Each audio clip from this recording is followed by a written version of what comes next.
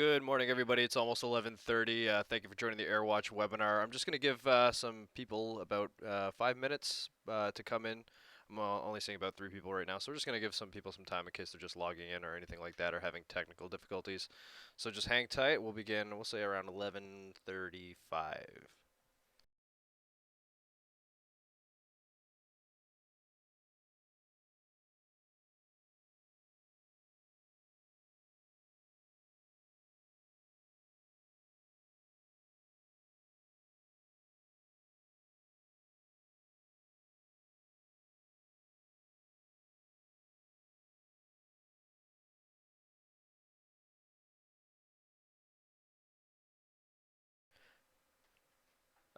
Just want to quickly know whether you guys can actually hear me okay. Sometimes the sound is a little bit cumbersome to troubleshoot. So if you can hear me, just let me know in the chat.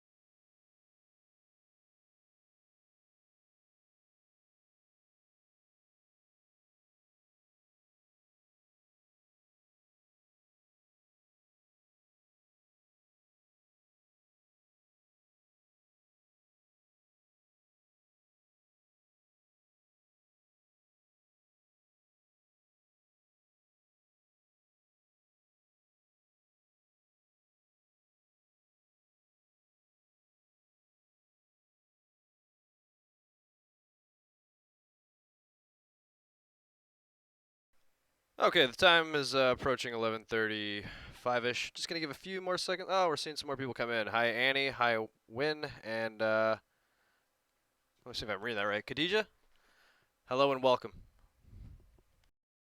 I'm just gonna give about an extra minute or so for some people to come in. We had like about 17 or so people confirming to come, but obviously that's not accurately reflected here, so I'm just gonna give them a few more minutes and then we'll begin. So I don't want to keep you guys here too long.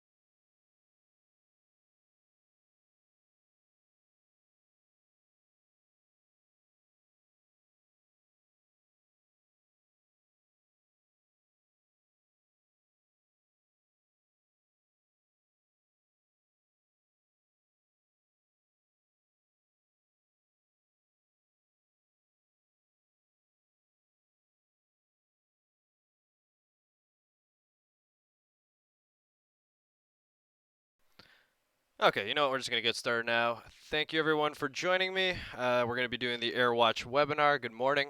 Thanks for joining in.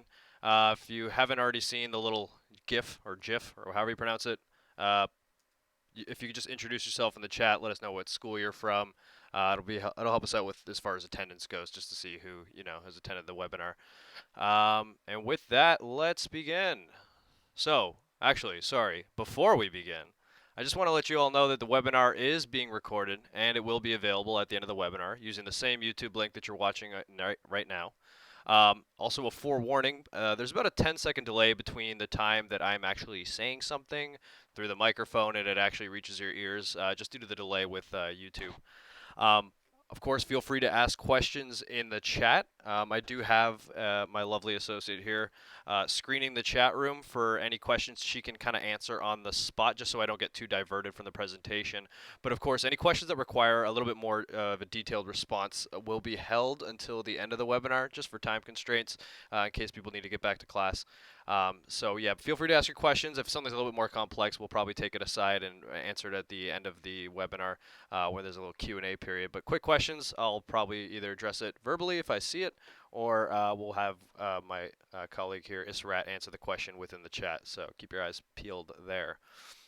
Also, before we begin, I'd just like to let you know that there is some quality settings you can adjust here on YouTube in the bottom right-hand corner. If you click the gear icon, a little menu will come up, and if you click the quality, you can adjust it from the default of auto to maybe something a little bit more high quality if you're finding it hard to read. The two options, 720p and 1080p, will make the picture a little bit clearer. However, there is some little bit of network constraints if you're on one of those Bell Legacy schools. The HD content might slow down the actual presentation, so just adjust it accordingly. If you find it's too blurry, increase it. If you find it's too slow, maybe decrease it, or leave it as auto. Hopefully YouTube has figured out the correct bandwidth for this presentation for you guys. And also to the left of the bottom bar, you'll see next to the pause and the volume icon that there's a little live button. If you see that the little live button has a gray circle next to it, it just means that the synchronization between the webinar has fallen a little bit further back, so you could be a little bit more off than the 10 seconds that I've already talked about. So if you click the live button, you see a little red dot, you'll know that you're on the quote-unquote livest possible version of the webinar. So if you ask a question and you're wondering why I haven't answered it yet or something to that effect, it's probably because it's not quite up to speed. So just be aware of that. And just some prerequisites. Hopefully, before you guys have gotten in here, you all do have AirWatch access, which was granted by your principal through LAS. Before you got the invitation to this webinar, I think we reached out to all your principals and granted you access to AirWatch. However, it would be unusual for somebody to be in here watching the presentation that doesn't have access. I think people just hear about this through the grapevine and they attend the webinar and then they can't figure out why they can't log in. So that's just something to be aware of.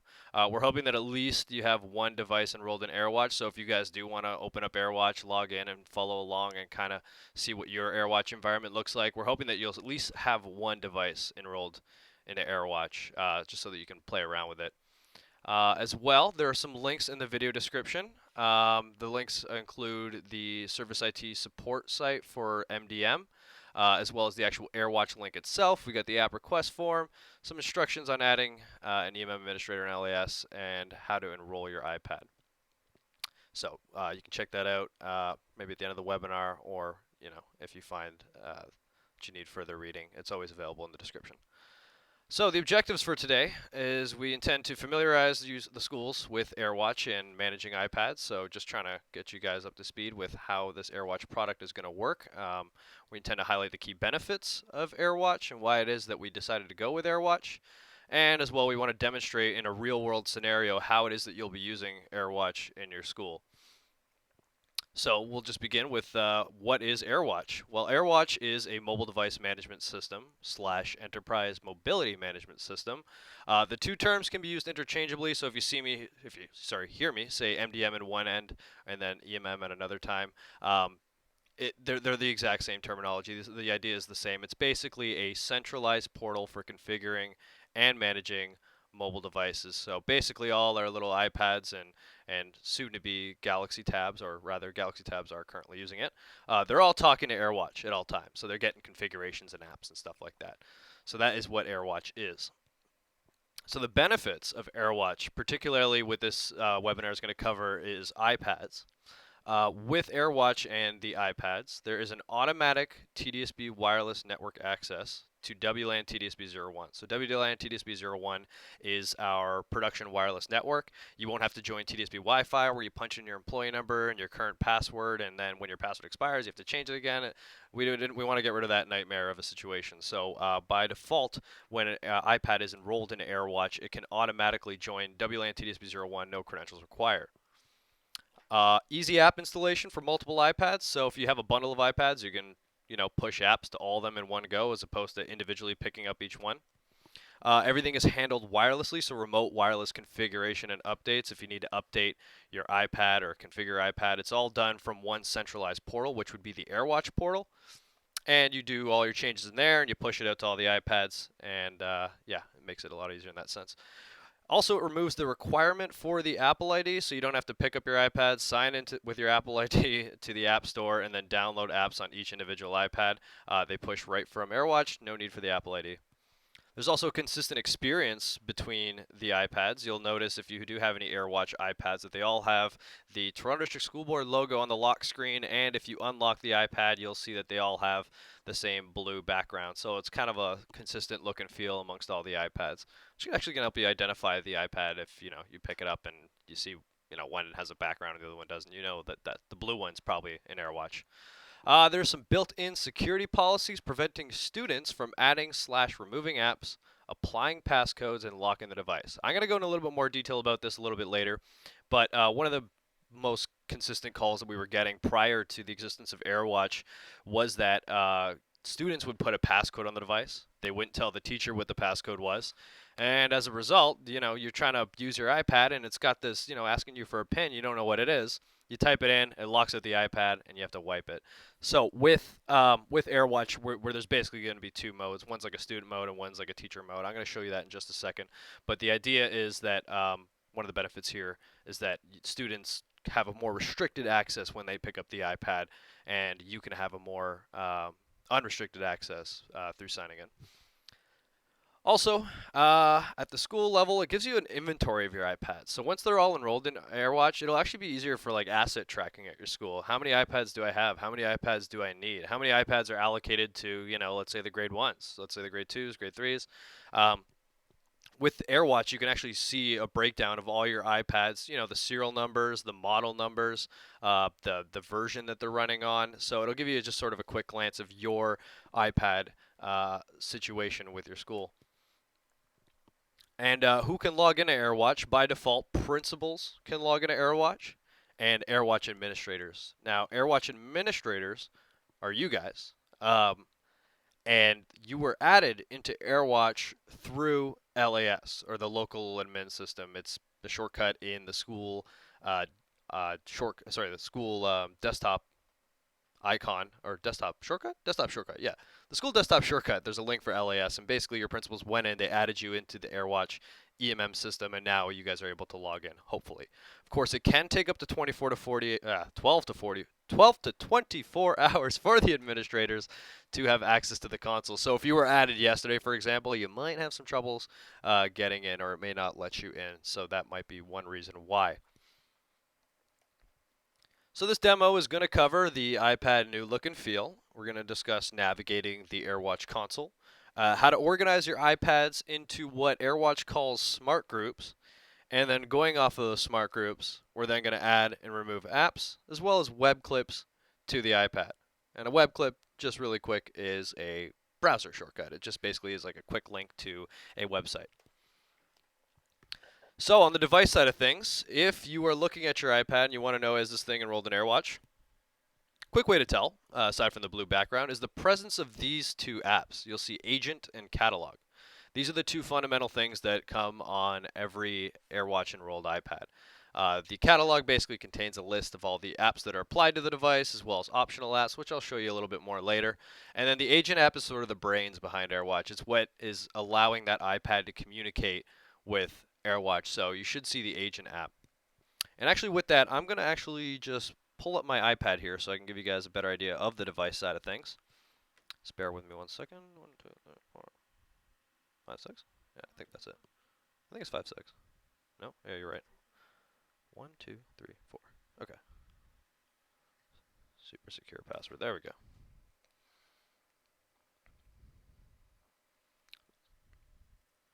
Okay, so in my hand and now mirrored onto the screen, I have an iPad. This is an iPad that is enrolled in AirWatch. And as I stated, there is the presence of the two fundamental AirWatch apps, which are the catalog and the agent app. The agent app being the brains behind the iPad. So the agent app is what we're going to be using to do what we call check-in and check-out. So what is that? So right now this iPad will consider it being in student mode. And essentially what that is it's pretty locked down. And I'm just going to show you because right now it's checked out. If I go into settings, we'll see that there's some options down here on the left-hand side that would usually be visible that no longer are, such as the passcode. So if let's say a student had this in their hand, they wouldn't be able to come into settings and change the passcode of the, or rather add a passcode to the device, in which case, would lock you guys out. So that's sort of one of the things that we wanted to enable. As well as it automatically joins the WLAN TDS-B01, that's our production Wi-Fi. There is no ability to sign into the iCloud, which is up here at the top. It's kind of grayed out, you can't see it, but we turned that off just because what also would happen is students would log in with their iCloud accounts, and then they would turn on this feature called Find My iPad, which effectively makes the iPad belong to them. You can't really get around that without knowing their iCloud credentials. So there is a lot of things that are kind of locked down here with AirWatch. Also, you'll notice that there is no App Store. That is also one of the things with it being checked out. So these are the sort of built-in security policies I was referring to in the previous slide. However, you can sign in to the agent app, which is this guy right here. If you tap the agent app, what's going to happen is it's going to bring up a login screen. And any TDSB staff member can type in their employee number and password. And what it'll do is it'll take this iPad from this sort of lockdown state where you can't apply a passcode, you can't open up the App Store, and it unlocks all that just by signing in. So this is that check-in, check-out feature that I was talking about. So by default, when you pick it up, we'll consider being in student mode. You open up the agent app, you sign in with your employee number and password, then it'll unlock it. We'll consider that, we'll say, teacher mode. So once you've signed in, it unlocks everything. And then, of course, before you hand it back to a student, you'll probably want to log out so it's not totally open. Give me a second here. This thing is taking a while to load.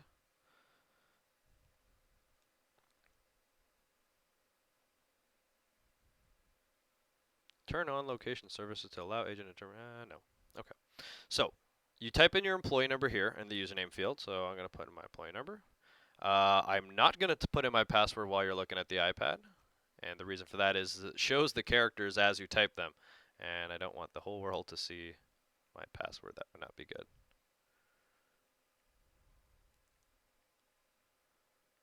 Okay. So I've typed in my password. And when I click login, as soon as it's done loading, what's going to happen is it's going to go into that teacher mode that I was talking about. So just by logging in here with my employee number and password, it's going to, oh, of course, I got my password wrong. Bear with me 1 second.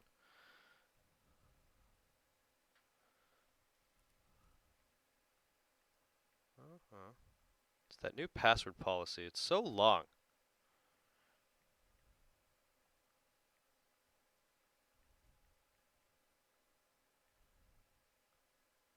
Okay, hopefully I got my password right this time. Let's see. Click login. It loads. And assuming I didn't match the keyboard in the wrong way, it should eventually unlock this iPad.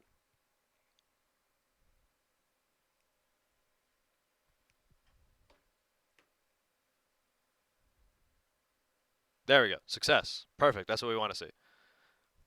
Sorry, we just log into your agent app and we don't see this AW portion. Could you show us again? Oh, so you launched the AirWatch agent app here and it didn't ask you to log in? It should ask you to log in. We have email address, server details, and QR code. Okay, so that is, I think I'm gonna let Israt answer that in the chat. That's actually, it basically, I don't know if you downloaded the agent app from the App Store, but that's not technically the way it's supposed to be enrolled. Basically, how this whole thing works is all the TDSB iPads are owned by the TDSB, and all the TDSB iPads, when you wipe them, effectively should automatically enroll into AirWatch during the enrollment portion. It prompts you to type in a username and password during the initial setup of the iPad, and during that time you punch in your school's Trillium number, and when you punch in the Trillium number, it basically puts it in your group. However, some iPads are not enrolled in what's known as DEP, and DEP is what tells that iPad that it belongs to the Toronto District School Board and to go enroll into AirWatch. So if you didn't see that come up during the wiping or the enrollment process, it just means that that iPad may not be registered with DEP, which could suggest a few things. One, it's donated.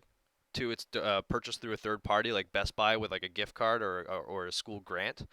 Or basically, it's basically not a TDSB iPad. It could be like your own personal iPad. We had all the iPads enrolled into AirWatch through IT services. If you put the serial number in the chat, we can take a look at that during the Q&A period. I'd be interested to see what's going on with that. You shouldn't basically see that. What you should be seeing is what I showed here on the iPad. And basically, it gives you the username and password prompt. You log in. And now, as you can see on my screen, if I press the home button and then I go back, my app store is now available down here in the bottom right-hand corner. As well as if I go into settings, I now have more options to configure here. There's passcode on the left-hand side. So I can create a passcode now. I can sign in with an iCloud account. You basically, whenever you sign in to the AirWatch agent, it unlocks the iPad as if it wasn't, as if you just purchased it from the Apple Store. You have full ownership rights. You can do whatever you want to the iPad. But of course, if you were going to give this back to a student, you would want to go back into the agent and click the logout button over here. And what that'll do is it'll turn off that teacher mode or that administrative mode, basically, that gives you all the features of a fully unlocked iPad. It does take a little bit to log out. So for example, I click the logout button. Of course, the App Store is still there. But if I go back, eventually once it's done loading, it should, in theory, lock down the iPad to everything else. So you'll see the App Store disappear and the settings will go away. Welcome to AirWatch screen with 3 options. I am not too sure. Wayne, if you want to post the serial number in the chat, we can take a look at that later on in the Q&A period. But right now, just because I want to keep rolling along, I don't want to stick around, stay on this. So I just want to just show you real quick that I've logged out of the agent. It's now asking me to sign in with my username and password. This is what you're supposed to see when you launch the agent app. It asks you for username and password. You log in, it unlocks the iPad. You log out, and it reapplies all those locks. So the App Store is still there. Now it's gone. I don't know if you saw that. It disappeared pretty quickly. And then if I go back into settings, that passcode option on the left-hand side is now gone, as well as I can't sign into iCloud. So that's the idea of checking in, checking out of the agent just to unlock the iPad. And that's more or less the device side of things. We'll come back to the iPad later as I deploy apps to it, just so you can see what else that looks like. But now we're actually going to move along to actually logging into the AirWatch console. It looks like we got the serial number. I don't know if you want to look that up in AirWatch and see if it's enrolled. Okay, I'm gonna have Israt take a look at that iPad and see what's going on with it. But carrying on with the webinar, we're gonna log into the AirWatch console. You can log in anywhere from the web, not just within the TDSB. It is a web-based application. There is no browser limitation. It shouldn't matter whether you're using, Internet Explorer, Firefox, Google Chrome. It should work on all the browsers. There is an important thing to note about logging in is the username format. It's not just employee number and password. You actually have to type in TDSB \employee number and then your current network password. That TDSB / is the important part. If you don't type that in, it's going to give you an error saying it doesn't recognize your account. Also, when you're logging in for the first time, it's going to ask you to create a 4-digit PIN. When I log in, you're not going to see it because I've already created my 4-digit PIN. But just really quick, what you're going to see is this. It's going to ask you to create a 4-digit PIN number. And this PIN number, I'll show you later on, but basically it is to prevent you from accidentally wiping devices and other administrative tasks. So when you go to do something like wipe a device, it'll ask you to type in a 4-digit PIN, and that's just to prevent you from doing it accidentally. So it's like a last-minute confirm before you commit to something. As well, actually, you also see the terms of agreement. That's probably what you'll see if you're logging in for the first time. So just click accept unless you want to read through it. I don't know. But with that, the link for AirWatch is cn239.awmdm.com. It is a mouthful. There's a shortcut in the video description, as well as you can access the AirWatch link from the ServiceIT MDM website. And with that, I'm going to switch over to the AirWatch website. Let me just close out here. And if you're going to cn239.awmdm.com, this is where you'll see the AirWatch console login. And as I stated in the previous slide, for the username field, it's not simply just going to be your employee number and password like that. You actually want to type in TDSB /. So TDSB /, then your employee number 163809. Now I say / being the one above the enter key, not the one directly to the left, the shift key. But TDSB / your employee number. The TDSB isn't case sensitive. You can do TDSB lowercase, you can do an uppercase T, lowercase d, SB. It doesn't matter how you do it. As long as you have TDSB, then / and your employee number, you shouldn't have any difficulties logging in. Now the password is your current network password. So whatever it is that you're currently used to log into the computers or check your emails, that's what the password is for AirWatch. It's in synchronization with our system. So the password should be identical.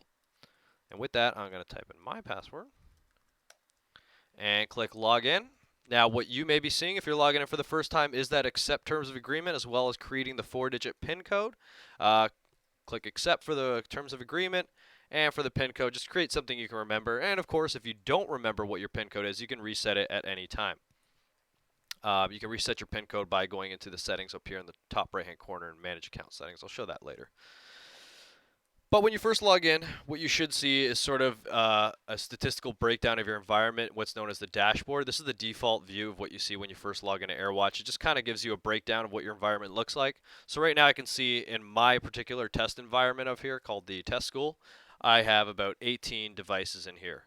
And of those 18 devices, I can kind of take a look at some more statistics regarding them, such as, 50% of them don't have a passcode. 100% of them are encrypted. Keep going down. Some useful statistics here, ones you might want to keep an eye on, for example, is the last seen breakdown. The last seen breakdown basically shows you it's basically a metric on when the device last talked or communicated with AirWatch. So when I'm looking at this, for example, I see one down here is greater than 31 days. So those might be something I want to investigate. So all the charts here in the dashboard are interactive. If I hover my mouse over them, you'll see they change colors. And basically what that signifies is that I can click that link, or rather that graphic, and it'll take me to the devices it's referring to.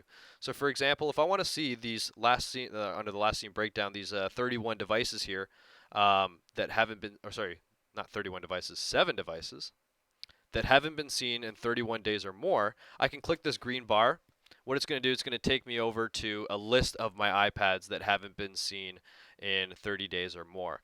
And then I could take an action on these iPads. Why haven't they been online in 30 days or more? Are they lost? Are they tucked away somewhere? I don't know. But that's the idea of the dashboard, is it just kind of gives you a statistical breakdown. There's also some more details down here below. Right now we have predominantly just iPads, but in the future we're going to be introducing Android devices into AirWatch. So you can see the breakdown. For example, I have 9 iPads and 9 Android devices. You can just look through this on your own time. It's just kind of a statistical breakdown of your environment with some useful stats. But with that, I'm going to go to list view. Now I did show you list view briefly when I clicked that last seen figure. It took us to a list of our devices. So under devices and then dashboard, if you click list view, what that's going to do is going to show you a list of all your iPads that are currently in your school. Right now, I got a filter applied. I'm just going to close this out. Okay, so here we go. Actually, let me see if I can hide this filter. There you go. So here is a list of all the iPads that we have in our current environment. So for you, you should be seeing, I'm hoping at least one device is enrolled for your school. And you should be seeing all your iPads there. For example, I see all mine here. This is the one that I have with me up here at the top. It's got a weird cryptic name. And I guess this is a good time to talk about renaming devices. So when you're looking here, you may see that you have iPads that are just named iPad. Here's an example of one down here. Um, and of course, I have mine with this weird cryptic name, very long string. What you want to do is you want to rename your iPad something that is meaningful to you.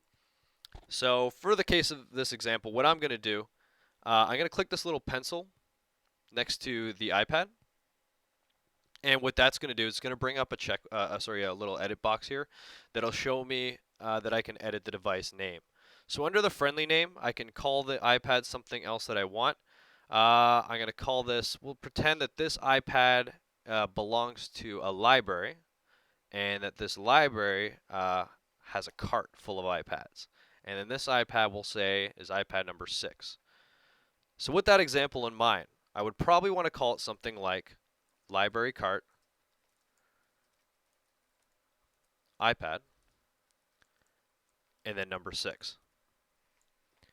And the reason you want to go into that sort of granular detail that you go as far as saying, it's the library cart and it's iPad number 6 is so that when you're actually looking at your devices, it's more meaningful to you. When you're looking at a bunch of devices and all it says is iPad for all of them, you're not going to know which one's which between which ones you have in your hand. So if you have a naming convention at your school, let's say what we see a lot is that they have stickers on the back of the iPad and they're just labeled, 1, 2, 3, 4, 5, 6, 7, 8, whatever. You probably want to call your iPads to match up with those labels so that way when you're working with AirWatch and you have an iPad in your hand, you can say that the one that I have here is this iPad here in AirWatch. And it'll especially be more helpful for adding apps later, which I'll show you. So now that I've given it a friendly name, it only changes the name in AirWatch. But if I want to actually rename the device, you want to check this little checkbox here. This is set friendly name as device name. By checking this checkbox, what it's going to do is going to take this name that I've set here, and it's going to push it over to the iPad. So I'm going to click Save. And this iPad 34625 up here should very briefly change to library cart iPad number 6. And that's what we want to see. So now I know that this one in my hand is that one there because, this one's from the library cart and it's got the label number 6 on it. And on the device side of things, let me just rejoin this thing to the webinar. What I should see actually too is that the iPad name has now pushed over to the iPad. So if I go into, let me just flip this around so it fits better. There we go. If I go into settings, and then I go into general, and then about, I can see now that the name of the iPad right up here is library cart iPad number 6. I'm pretty sure, and this is actually, I usually don't like to test things live, but I think you can actually change the name here and it'll push it over to AirWatch. And just for the sake of demonstration, I'm going to do that now. I'm going to call it library cart number 10. And what I should see is hopefully that changes over on here eventually. But for now, I'm just going to leave it as library cart iPad number 6, and we'll see if that changes later on down the road. Sorry, let me just go back here.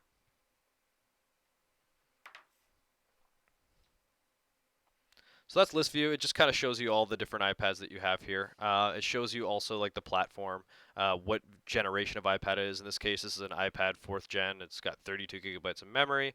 It's running iOS version 10.3.1. You can kind of scroll through your list and see, what your breakdown of iPads looks like. So that is the list view. Also, actually, sorry, I should say, you can actually filter down the list view up here in the top right-hand corner. So say, for example, if I'm going through that cumbersome task of renaming my iPads, I can actually get the serial number from the iPad, which would be right here, DMQ K5G, and I can start typing in here, DMQ K5G. And what it's going to do is going to take that list that I have over here on the right-hand, down here in the middle, and it's going to filter it based on that string. So I have 2 iPads here that have a serial number that begin with DMQ K5G. So you might find that a little bit helpful when you're renaming your iPads. If you have one in your hand and you want to find out which one it is in your list of devices, that could be helpful for you as far as determining which iPad is which. There's also what is known as details view. So if I want to shift my focus from a list of all my iPads and just focus on one particular iPad and the different operations I can perform on just one, I can click that iPad. And what that's going to do is it's going to take me over to details view. So you can see over here on the left-hand side, it switched from list view to details view. And in details view, it sort of gives you some more information just regarding this one particular iPad, such as over here on the right-hand side, I can see my serial number. Shows me the power status, the storage capacity, some memory, and whether I have any available OS updates. But more importantly, on the details view, what we want to focus on is the apps tab. And the apps tab will basically show us a list of all the apps that are supposed to be applied to this iPad. Right now, I haven't set any apps up for this iPad because I'm going to demonstrate that shortly. But what I would see here, for example, is if I pushed an app to this iPad, I should see it here in my list of apps, and it'll just sort of give me a last-minute status of whether or not that made it to the device. Also, there's some more actions up here in the top right-hand corner. You can wipe the device under management here. There's device wipe. And this is a good time to show you that PIN code that we created earlier. When I go to wipe the device, it's now asking me for my 4-digit PIN. And of course, that's to prevent me from accidentally wiping the device. So, you would type in your PIN code here. I typed in it wrong intentionally. I didn't want to wipe the device. But if I typed in my PIN code correctly, it would then proceed to wipe the device. You can also do an iOS update. If I know there's an available update for the actual operating system of the iPad, I can push it out through here. There's a cool feature that I'm starting to see people use a little bit more is this enable lost mode. And enable lost mode effectively will lock down the iPad and prevent it from being used in the event that you'd lose it. So say, for example, I have this iPad, I put it in a drawer somewhere, and I have no idea where it is. And I don't want somebody to pick it up, take it with them, and attempt to use this. I want them to see that I've lost it, and I want them to return it to me. So what I can do is I can put this iPad into lost mode. And I'll do that now. So for example, let's pretend that I've lost my iPad number 6. And I will say, I have lost this iPad. Please return to Brandon. And then I could provide a phone number here. And then when I click send, what it's going to do is it's going to take that iPad and it's going to basically lock it down so that it can't be used. And so in the event that somebody picks up that iPad, they shouldn't be able to actually do anything with it. So this is what I see on my iPad right now. I am pushing the home button, I'm tapping the screen, and nothing's happening. And that is what we want to happen. So that in the event that you actually did lose an iPad, you don't want somebody to go sell it on Craigslist or Kijiji. It kind of keeps it in this lockdown state until it's returned to you. So if somebody picks it up, they go, oh, I've lost this iPad, please return to Brandon, and there's a contact number. I can call that number, reach out to that person, and return the iPad. I've used this a few times when I've left an iPad at somebody's desk in the building. I've heard of a few schools using it when they couldn't find a particular iPad. It's pretty helpful in that sense in terms of if you think one is lost. And then, of course, in the event that I now find my iPad or somebody returns it to me, I can go back into AirWatch. I can go to more actions. Sorry, it still says enable lost mode. That is because I have to refresh the page because now it needs to be disabled. And if I go to more actions, I can now see that enable lost mode has turned into disable lost mode. So I'm going to click disable lost mode. And what that should do is if I look on my iPad here, it says iPad located. Perfect. And I can click continue, and the iPad is once again fully functional, and I can use it again. There's some more features here. You can play around with it, but that is the idea. If there was a passcode on the device, for example, you could clear the passcode. This just allows you, when you're in details view, instead of working with a list of your devices and just renaming them and seeing what they look like in terms of like in a list, when you go into details view, you can actually perform more actions on the device. And these are the sort of the ones we've made available to you. There might be some more in the future as the product matures, but right now these are the ones that we found to be most helpful. So now let's move on to the important part. And we're going to talk about adding apps to your iPads. So before we jump into the apps section here, I'm actually going to have to create a group. So we're going to go to groups and settings. So how AirWatch works is you don't really necessarily apply an app to your iPads. What you do first is you group your iPads into what is known as smart groups, and then you take all your stuff and you apply it to the groups. So this is the idea of effectively managing your iPads. Rather than doing things one by one, you group them together and then you apply apps to those groups. So I go to groups and settings, expand groups over here, and then I go down to assignment groups. And what that's going to do is it's going to give me the ability to add a smart group, this big button up here at the top. And a smart group is just is basically how we're going to group our iPads together. So I'm going to click Add Smart Group. Actually, before I do that, I should say that we do have some default ones that you might already see in your environment. If you go to, you might see one called iPads All, and that group we've put there intentionally. And the idea is that, let's say you're like, I just want all these apps applied to all my iPads, and you don't want to have to group them all together. You use the iPads All group. Anything you apply to that iPads All group will apply to all your iPads. But let's say you want to be a little bit more granular with how you group your iPads. This is where you create the smart group. So I'll add a smart group here. And what it's going to do, it's going to bring up this window on how to create a new smart group. And by default, what it does is it takes me over to this select criteria section here. We actually don't want to use this. And the reason I say we don't want to use this is how the select criteria function works is it applies, it puts devices into a group based on the parameters of the device, like different attributes, I guess I should say, of the device. So for example, if I wanted to group all my iPads based on, we'll say, I'm just going to breeze through this because generally speaking, people don't use this and we don't really want people to use it. But I could, for example, apply a smart group to all my iPads that are on version 10. We'll say 10. What's the latest one? 10.3.1. And as you can see, the ones on the right now are all the iPads in my environment that are running iOS 10.3.1. So that's the idea of criteria, is you match attributes of the device, and it's sort of dynamic. So then, for example, if an iPad upgraded to 10.3.1, it would then automatically become part of that group. I don't see people using that feature. So what we do is instead of staying here under select criteria, we switch over to select devices or users. And you are going to see this little prompt message. It just says that by switching over to the other select devices as opposed to criteria, that any changes you've done, you're going to lose it, and that's fine. We don't want to keep these changes anyways. So we click OK. So now we're under we're under choose type, select devices or users. And what this is going to do is going to give us the ability to add devices manually. So I'm going to see my devices in a giant list, and then I'm going to pick them out and I'm going to put them in the group. I feel like that's how most people are going to be doing it.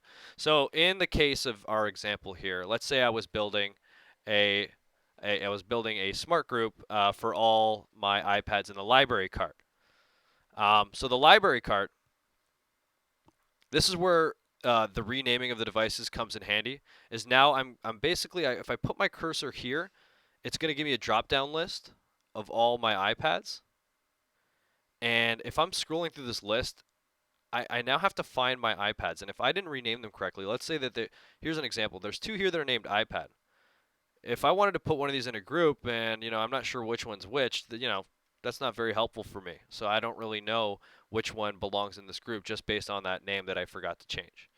But because I named my device correctly, I have library cart iPad number 6. That's the one that I want to use. I'm going to click that one, and I'm going to click Add. And every iPad that I move over to this side is now part of the group. You can also name the group up here in the top right-hand corner under name. So if we're saying that this is for the library cart, we'll call this the library cart. So I've named my smart group the library cart. I've added an iPad in here for the library cart. I can add more. I don't have to add just one. If I click back here, it gives me the same list that I saw before, and I can just keep picking them. So for example, let's take one of those iPads that's there, and I click Add, moves it over to the right. I can click Add. Oh, sorry, I have to choose a name first.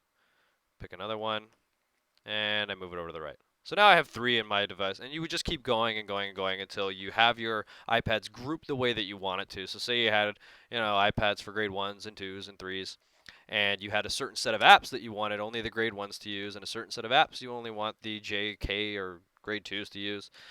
You could do it that way. You could group them based on their function. So you'd want to group them logically in what makes sense to you. And of course, when I'm adding them in here, I can always take them out of the list. So for example, if let's say I don't want that last one that I just put in there, I can just uncheck that check mark, takes it right on out. So I'm just going to leave this for now. We're just going to have these 2 iPads part of my library cart group. And when I click Save, what I should see here is library cart under my smart groups. This is the one that I just created. And I can also see that there are no assignments, and assignments are the apps that we're going to be applying to it, apps and web clips, I should say. Right now we haven't done anything, we just created the group, so there's 0 assignments, that's totally fine. And I can see that there are 2, if we look under the subheading here, devices, there are 2 devices in that group. And I can actually click that little 2 there, and it'll bring up the list of the iPads that are in that group. So that's kind of helpful too, if I want to match something up. Let me just go back to groups there. So those are all my groups, the smart groups. You can create multiple smart groups. Again, like I said, if you had, grade 1s and you wanted to apply just a specific set of apps to those grade 1 iPads, that's the only thing that they're being used for. You'd probably want to break it down like that. So I can't really tell you how you're going to use it at your school, but that's sort of the idea. Some people like just using the iPads all group. They say, we want all apps on all the iPads. Totally fine. It definitely is a lot easier. But if you have, iPads designated to certain grades, you might want to be a little bit more granular with it. We do notice that sometimes when people just say, I want all my apps on all my iPads, what it does is it takes up all the space on the iPad because you're not really cognizant of how many apps you're applying to that all group, and then all of a sudden, all your iPads are now full on space because every app takes up a certain amount of space. So something to keep in mind when you're creating your smart groups or managing AirWatch. But for now, I have it grouped right here in the library cart group.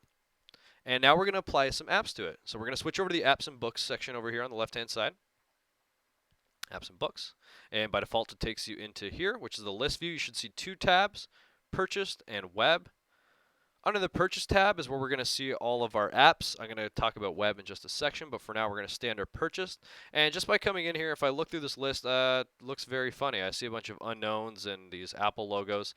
That is because these apps are sort of like a board-wide view of all the apps in the AirWatch environment. So there's a lot of funky things in here. But what you'll want to do, and this is sort of in the instructions, you need to filter out this list of apps for the ones that apply to your school. So in the top right-hand corner here under Search List, what you'll want to do is type in your school's site code, or otherwise known as a trillium number to some people, or you can type in the school name.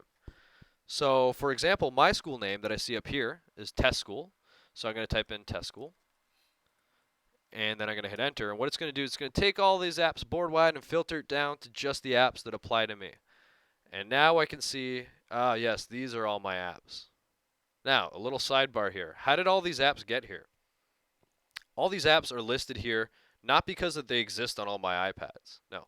How it works is you submit the app request form, which is available on the ServiceIT website. It's also in the video description. And the app request form is basically you tell us what apps you want loaded into your AirWatch environment. It doesn't automatically, submitting this form doesn't automatically push it over to the iPads, but rather it puts it here. And it just makes it available for you to then manage and deploy. So that's what that's how all these apps got here. They all got here through the submission of the app request form. It goes to a team who handles the requests, and they add them in. So if you've searched your school and you don't see some apps, and you're wondering how come there's no apps here, it's because we need to submit the app request form. There's a whole procedure on it on the MDM page. So if I go to the ServiceIT MDM page, one of the first links here. Let me see. Yeah, of course I changed my password.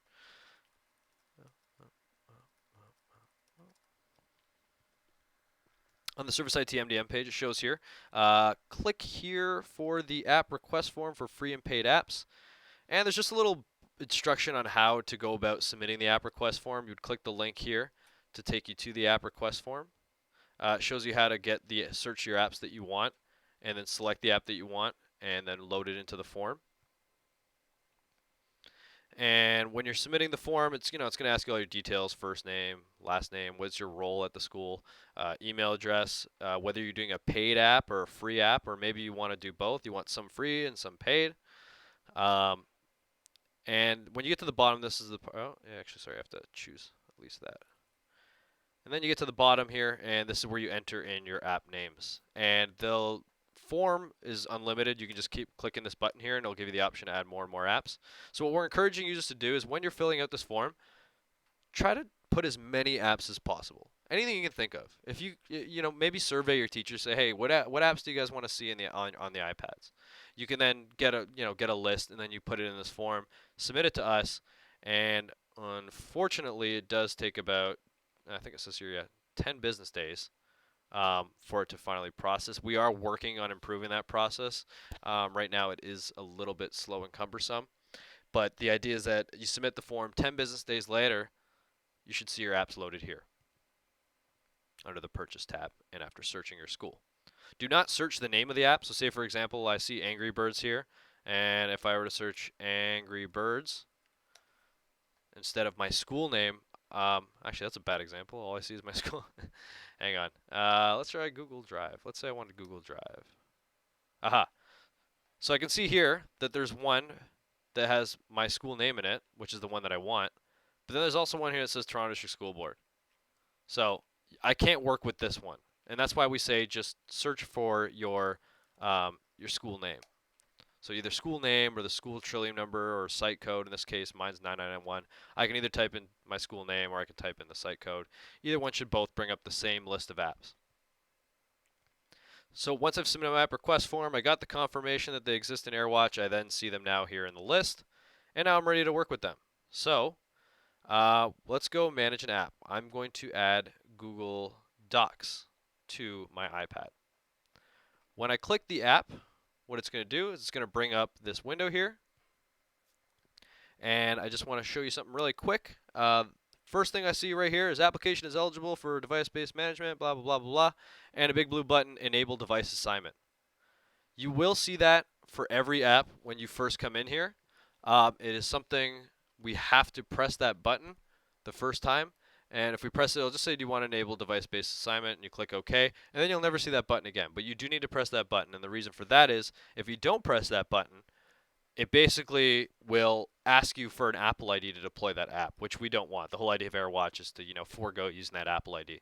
So you're going to see for every app that you go into that enable device-based assignment button is right smack down there. You click it, click OK. We'll never see it again, which is totally fine. I'm not going to actually apply this app because I want to show this enable device assignment for later videos because, again, once you click it, it's gone. So I'm going to keep it there just for the future. So instead of Google Docs, I'm going to pick a different app. Let's say CP24. If I click my app name here, I'm going to come up with this window here that says Edit Assignment. And now what I'm going to do, I can see that the blue button actually, isn't here, which is what I was referring to. You click it once and then it's gone for good. And now we're going to assign this app to that smart group that I created earlier. And how I do that is I hover my mouse over Add Assignment By, and then I click License Codes by Smart Group. And then this little box will appear here. And this little box is going to allow me to choose my smart group. So if I click into this little box here, it brings me down a list of not my iPads, but a list of my smart groups. So now I'm going to go through my list, see if I can find my library cart. Is that it? Library cart. I think that's it. Yeah, library cart. That's it. Okay. And so I've selected my smart group. And now basically I'm going to take this app, the CP24 app, and I'm going to apply it to all the iPads in the library cart smart group. And just by looking at the screen right away, I do see over here on the right-hand side, it shows me that there are 2 devices in this group. So I can see already that there's 2 devices in this group, and now the reason we see that 2 devices there is because we actually need to be cognizant of the fact that we have to apply licenses to the smart group. So even though the app is free, every free app does require a license count. So what we do is when you submit the app request form and the app is free, you'll see that you probably have a high amount of licenses. By default, I think they put 500. This one shows 100, which is fine, but you're basically going to get more licenses than you need. So even though it's free, there is still a licensing scheme that works with AirWatch. So I do need to now then take note of how many licenses I have. I have 100 licenses here for CP24, and I see that I have 2 devices. So out of that pool of 100 licenses, I need to assign at least 2 or more.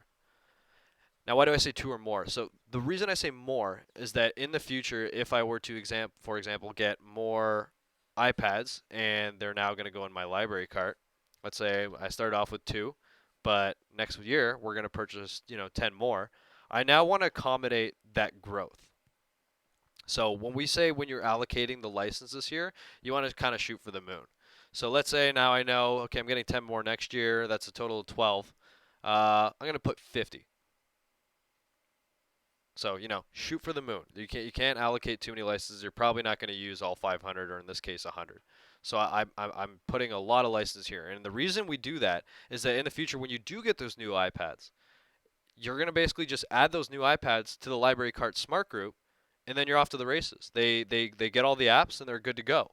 But let's say, for example, if I only assign 2, and then next year I get 10 more, and then I add that iPad to the library cart smart group, it's not going to get that app because I've only given it 2 licenses.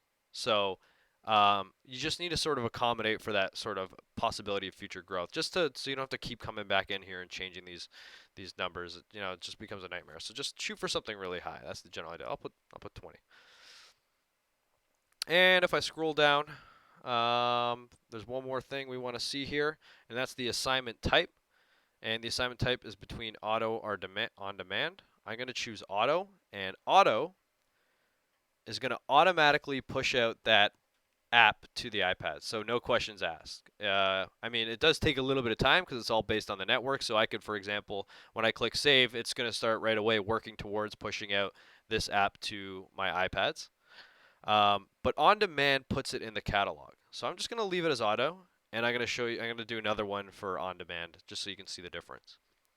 I'm going to click save, and if I switch back to my iPad, I'm hoping it'll start pushing right away. And again, of course, sometimes it does take a little bit of time. It is all very network based. So, and also iPads have a tendency of sort of putting the wireless card to sleep. So, you can do some things to wake it up, open Safari, maybe hit up a web page just to sort of make sure that you're connected. Okay, I know I'm connected. But for the most part, sometimes it just takes time. So what I'll do is I'll watch it, and if I do see the app start installing, I'll then quickly switch back so you can see that it does eventually make its way over. So that was pushing the app out using auto. I'm going to pick another app here. We're going to do Angry Birds. And I'm going to use the other option, which was on demand. So same concept. I'm back in here. I have 100 licenses, and I'm going to assign it to my library cart group. I'm going to hover my mouse over Add Assignment By. I'm going to click License Codes by Smart Group. I'm going to go to the drop-down menu here. I'm going to find the library cart group. I'm going to select it. I see I have 2 devices in my group. So again, I need to give it something higher than 2, just in case I get more iPads. So I'm going to put 20 again.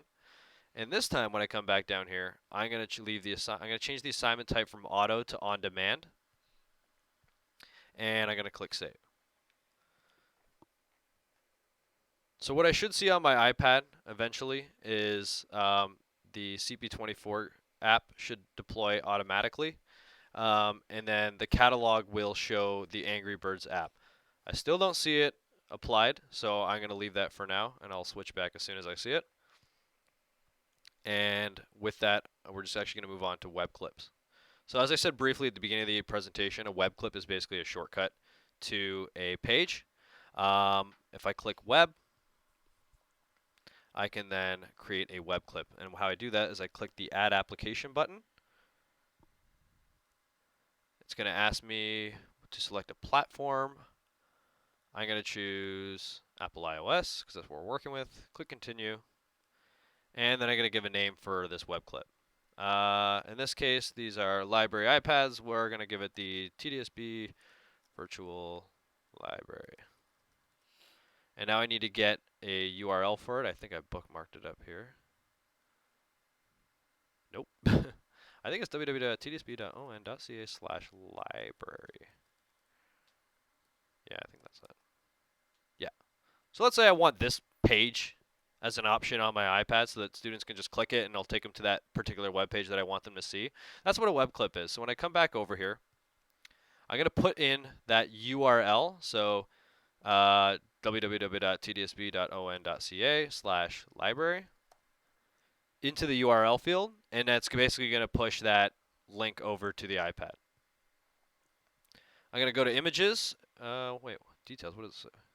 Oh, protocols required. Okay, so it's a little bit finicky. You actually have to type in http:// apparently. So I guess that's something to be mindful of. It's better to just copy and paste the link anyway. So for example, I did copy it in that tab, and I just paste it out, and then, that's the link that I want. If I go to images, I'm now going to create an icon for it, so it just doesn't look like this blank icon on my screen. This way, with the image, it'll actually have a presentable thing that kind of signifies that it is indeed the library, the TSB virtual library. So I click here. It's going to bring up this. I'm going to find a picture for me to use. I have one on my desktop already somewhere. Virtual library. I'm going to click open. It's going to upload my little icon. And that's good to go. So now I'm going to switch over to assignment. And just like we did before with the apps, when you assign an app to a smart group, you need to do the same thing with a web clip. I'm again assigning this to a smart group, and then every device in the smart group gets it. So there's my library cart smart group. I can add more. If I click my mouse in here, I can just keep adding more and more smart groups if I have multiple. And let's say I want more than one smart group to have that web clip, I can just keep going. Push mode, there's on-demand and auto. Just like before, one puts it in the catalog, one pushes it out right away. I did want to show you, but I keep looking over my iPad and it still hasn't come. And that's sort of one of the things that's a little bit annoying with AirWatch, and you may find so yourself too, is that you push an app out and it does take a little bit. As you know here, we do have some issues with our wireless network in some schools and with our internet connection in some schools. That certainly doesn't help when it comes to AirWatch. Hoping that'll get resolved by this summer, at least for some schools. But you can push an app out, and sometimes it doesn't go right away. But what we find is that if you check the very next day, more often than not, it's actually made its way over to the iPad. And I'm going to show you. So I'm going to leave this here now. So library cart, I got. We got interface stuff. Would you kindly go over to where you began? Yeah. So I'll show you where we got the web clip. So I'm going to click Save and Publish to push this out. Oh, sorry, hold on a sec. I didn't change that to auto. Save and Publish. And I'm going to click Publish. Okay, so where I got the web clip. So by default, when you come into Apps and Books, List View, you end up on the Purchase tab here. And the Purchase tab is where your apps are. So to get to the web clips, you click the Web tab. And then if I want to add a web clip, I click Add Application here. Let me get rid of this filter. That's kind of annoying. If I click Add Application, now I can start configuring my web clip. So I click Platform and I choose Apple iOS for the iPads. Click Continue. Type in the name, the URL, give it a pretty little picture, and then assign it to a smart group. And then click Save and Publish. So that's basically what I did with the web clip. I can actually show you. So if I scroll down here, I can see now that my virtual library is here. If I click this pencil, I can go back and edit it. So these are sort of the parameters I configured when I was doing it. Is I gave the name TSB Virtual Library, I put the link in there, I gave it this image, and then I assigned it to my library cart test iPad. So I hope that answers your question, but yeah, that's it. Of course, like I said at the beginning, this whole thing's recorded. You can always go back and watch it. So once I'm done with this webinar, using the same link, you can just go back to that section and rewatch it again. But yeah, it's sort of kind of very similar to adding an app. So that's me pushing the TSB Virtual Library over to the iPad. And if I switch over to my iPad now, funny enough, it got the virtual library thing, web clip, sorry, but it didn't get the actual app. I think, again, that's something to do with the network because it's just apps are a little bit larger. But I do want to show you the catalog, one of the fundamental apps of AirWatch. When I go to that catalog, it'll show me the list of apps that I've applied to this device. I did push one out as auto and one out as on demand. The one that I put as on demand can only be gotten from within the catalog. So for example, I used Angry Birds as on demand.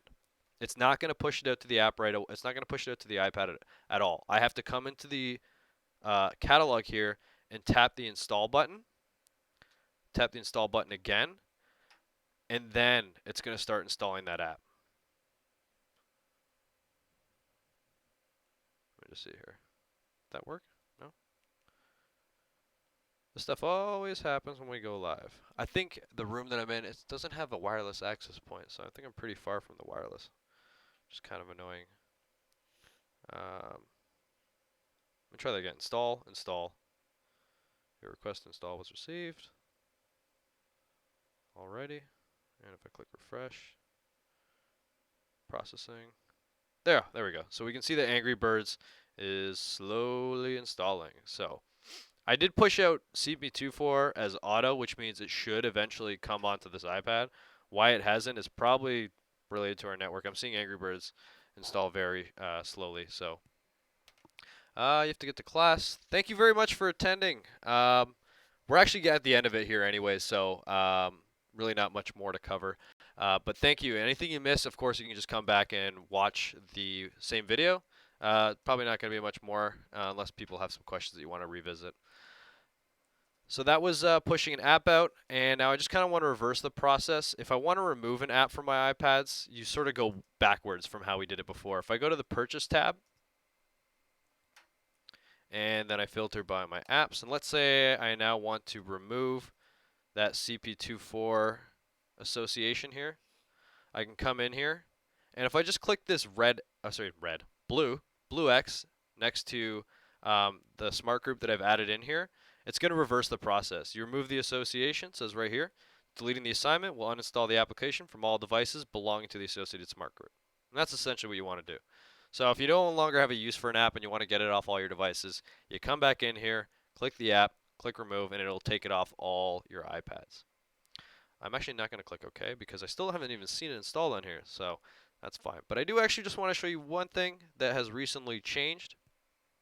AirWatch is in the cloud, and it does get updated somewhat frequently. And, oh, look at that. I can't, there's no button here. Oh, here we go. So, AirWatch sometimes does get updated. Again, it's all controlled by the vendors of AirWatch. They'll just kind of update it overnight, and then there's some new features. And more recently, this one just came out, I think, like maybe less than a week ago, and it's enable auto updates. So one of the annoying things that was going on with AirWatch is that you would push out an app, and you wanted to update the app. You would actually have to come in here and actually click install. You have to remove it and reinstall it. It didn't make any sense. But it looks like now what they've done, if I select my apps, for example, one says that there's an update available for Microsoft Outlook. I can click a check mark next to that app, and then I can go to Enable Auto Updates. And what that'll do is it'll force the iPads to automatically update that app. So I would just recommend it if you see that you do have the option there. Right now, these ones already have auto updates turned on. The ones that say update push, or sorry, the ones that have the green check mark here. So there's a column here that says auto update. Ones have a red X, and then the other ones have a green check mark. The ones that have a red X are not set up for auto update. I can basically just select the ones that have a red X, go to enable auto updates, click OK. So you might just want to go through your list, and if you know, I'm going to be updating this app, I want it to be on the latest and greatest version at all times, just find those apps with the red X, check them off, and oh, it doesn't look like I can check off multiple. I think that's because they're different. If I do enable auto updates, then you can just toggle that on for all of them. And then basically that'll make all your iPads automatically update those apps as they come out through the Play Store. Oh, sorry, Play Store. That's Android. App Store.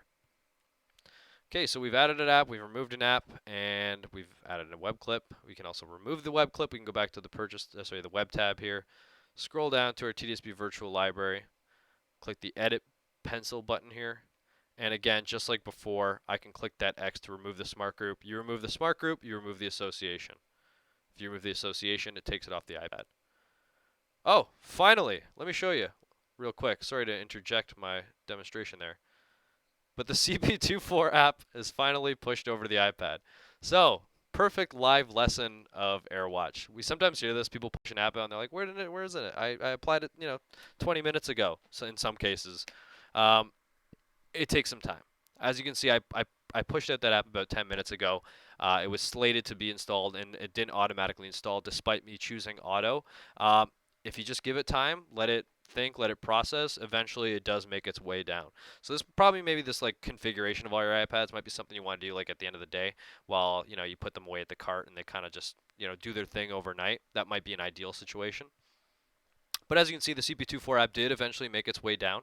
I can also then go into the catalog and, for example, and I can actually install, I can force install the app. If it, let's say it did install, that button before this is processing now used to say install. So you can kind of force it on the device side of things. Just a thing you can keep in mind.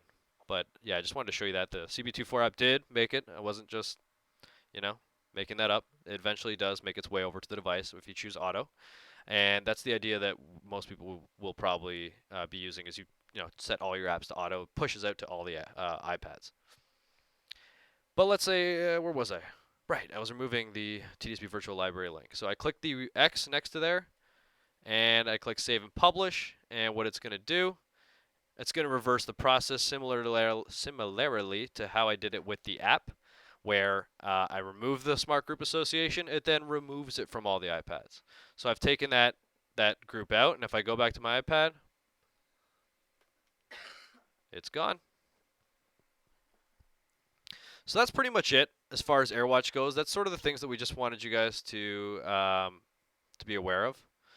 Um, the AirWatch is a little bit of a, you know, complicated thing. It can be, at least. We try to make it as easy as possible by slimming down the interface and giving the options that you guys would want to use. Of course, if at any time you're having difficulties, please do feel free to call us. We are 416-395-4357, option 5. We do have a support page for AirWatch. It's basically on serviceit.tdsp.on.ca/mdm. It's got everything I covered here in the webinar is available there. You can also access this webinar from that page, so you can go back and watch all the previous webinars. If you want to just skip to a certain part of the video that you're like, oh, I don't remember how to do that, you can do that as well. Just kind of seek through the video and see if you can find that portion. The documentation highlights everything that I did here today too. There's an FAQ, and there's even some more YouTube videos on how to like enroll your device and do some other stuff there. So it's a good page. Check it out if you're having some difficulties with AirWatch, and failing that, you know, feel free to absolutely call us, and you know, you can ask for us, and we'll be more than happy to help you out. And with that, given that I've kind of overstayed my welcome here, we're about 10 minutes past what I wanted to do. If anyone is still lingering around and you have any questions, now would be the time to ask. I'd be willing to show you some more things if you missed it or you need some clarity on some things. You can absolutely ask your questions now. So I'm just going to give you guys about 2 minutes to mull over any questions you want to ask. I'll keep an eye on the chat, and if I see something, I'll answer it.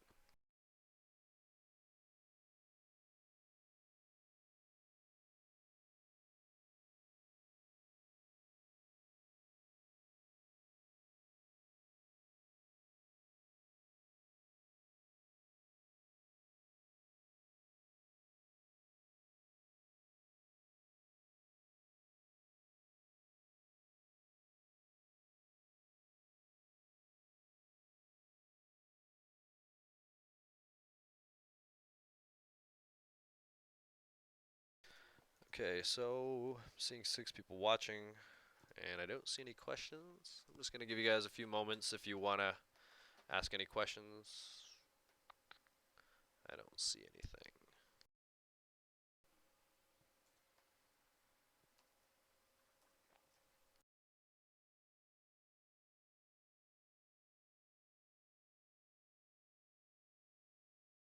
All right, well, I won't keep you here any longer. Thank you very much for attending the AirWatch webinar.